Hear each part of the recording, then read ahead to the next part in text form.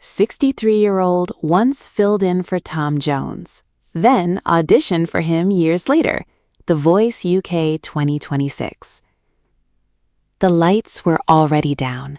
The crowd at Pontypridd's Muni Arts Centre in 1989 was getting restless, half drunk and wholly devoted. The poster outside still read "Sold Out, an evening with Tom Jones," in big, hopeful letters. But backstage, there was panic. Tom was stuck. Fog over the valleys. His flight from London, then his car from Cardiff. None of it was moving. The band was tuned, the suits were pressed. The promoter was chain-smoking by the stage door, whispering, "We have to refund them, we have to refund them." And in the corner, holding a pint and wearing a borrowed dinner jacket 2 sizes too big, was 26-year-old Gareth Lloyd. He wasn't supposed to be there. He was the driver for the support act. He was the kid who sang in the Working Men's Club in Treforest on Tuesdays for £25 and a plate of chips. Someone, no one remembers who, said, "The lad sings like him. Let the lad sing." So Gareth Lloyd filled in for Tom Jones. He sang for 43 minutes.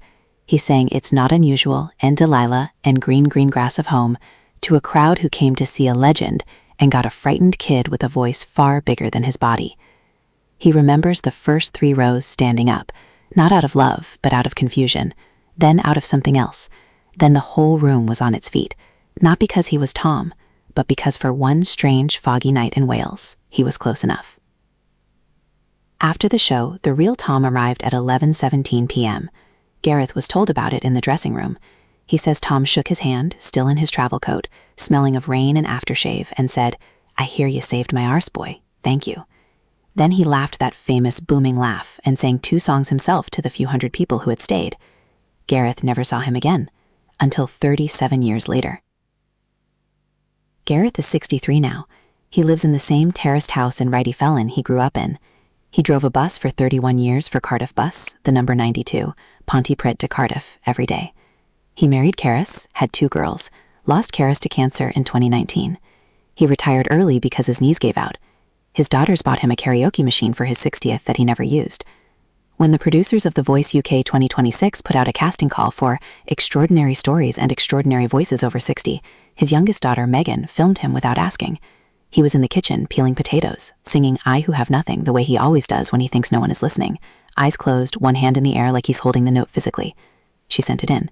He got a call 3 weeks later. He told the producers on the phone, "Look, love, you've got the wrong man. I haven't sung properly since '89, and that was pretending to be someone else." They said, "That's exactly why we want you."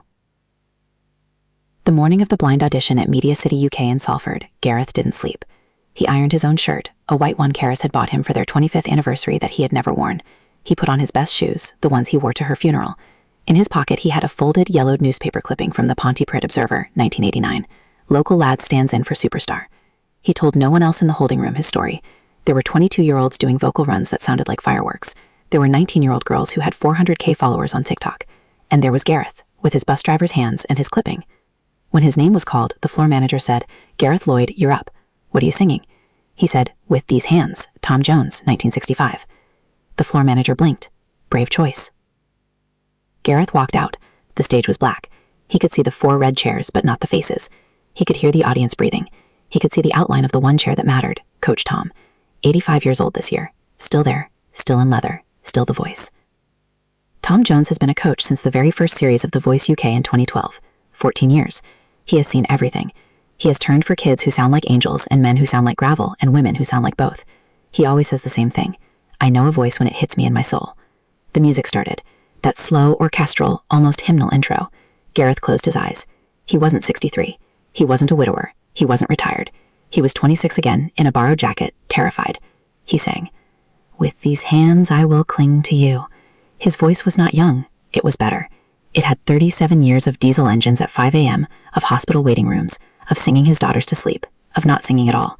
It was lower now, worn at the edges like a favorite record, but the power, God, the power was still there. It was a baritone that lived in the chest, not the throat.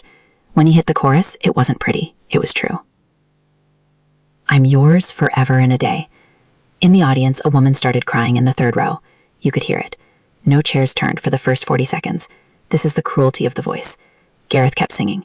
He thought, this is it. This is exactly like '89. I'm singing for no one. Then, Clunk. A chair turned. Leanne Rhymes. Then Will I.am smiling wide. But the chair that everyone in Britain was watching stayed red. Coach Tom sat perfectly still, his hands on his knees, his head cocked, listening. Gareth reached the bridge, the hardest part, where you either have it or you don't. With these hands I will cherish you. And Tom Jones moved. He didn't slam. He didn't perform. He pressed his button gently, almost reverently, and his chair turned slowly. And then he saw him. Gareth Lloyd, 63, from Righty Felon, in his anniversary shirt, holding that final note with tears running down into his collar. Tom stood up.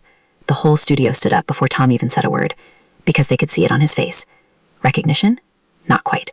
Confusion, then shock, then something deeply emotional that an 85-year-old man who has lived 1,000 lives doesn't try to hide. Will I.am was shouting, "That was incredible, man, incredible!" But Tom just held up a hand and walked onto the stage. Gareth froze. The music had stopped. 200 people were silent. Tom walked right up to him, looked at him for a long second, and said into the mic, his Welsh accent icker than ever, "Do I know you?" Gareth laughed, a wet, broken laugh, and pulled the newspaper clipping from his pocket. He unfolded it with shaking hands and held it up to Tom. Tom took it. He put on his glasses. He read it. He read it again. The cameras caught it. The caption, "Local lad stands in for superstar." The photo, a blurry young Gareth, hair black as coal. Tom looked up. His eyes were wet. "I remember," he whispered. "Pontypridd, The Fog, 1989. You were the boy in my jacket." Gareth nodded. He couldn't speak. Tom Jones, Sir Tom Jones, turned to the audience and said, This man did my job for me when I couldn't get there. He saved my show. I sang 2 songs that night because of him, and I never found him to thank him properly." He turned back to Gareth. "And now you've come here to audition for me, after all these years?" Gareth finally found his voice. "I came to give the jacket back, Tom." The entire building broke. The audience, the other coaches, the band, everyone was on their feet, sobbing and screaming. Tom hugged him. Not a celebrity hug, a Welsh hug. A hard, backslapping, we're from the same soil hug. When they finally pulled apart, Tom kept his arm around him. "Gareth," he said, "that was one of the most honest auditions I've ever heard in 14 years of this show. You didn't come here to be famous. You came here to sing. And my God, you can still sing." Leanne Rhymes, tears streaming, said, "Tom, you have to have him. He is yours. That story belongs with you." Will said, "I was going to fight for you, Gareth, but this is bigger than this show." Gareth looked at Tom. Tom looked at Gareth. "So," Tom said, grinning that famous grin, "will you be on my team after all this time? Will you let me return the favor and sing for you for a change?" Gareth said, "Try and stop me, boy." That was it. That was the moment that by the next morning had 11 million views on Instagram and had every newspaper in Britain running the headline, "The night Tom Jones was auditioned by the man who was Tom Jones." In his backstage interview, Gareth said something that producers told us they had to leave in unedited. "Karis always said I never had my moment, that I gave it away to someone else. She said, 'One day, Gareth, you'll get your own night.' I thought she meant in the club. Turns out she meant here. She would have loved this. She loved Tom more than she loved me, if I'm honest. He goes to the battles next week. He doesn't care if he wins." He told us after the audition, sitting in his dressing room with Tom's arm still around his shoulder, eating a packet of crisps his daughter had packed for him, that for the first time since 1989, he doesn't feel like he's filling in for someone else. For the first time, the poster outside says his own name. And somewhere in Pontypridd, there is a dinner jacket 2 sizes too big, hanging in a wardrobe, finally retired for good.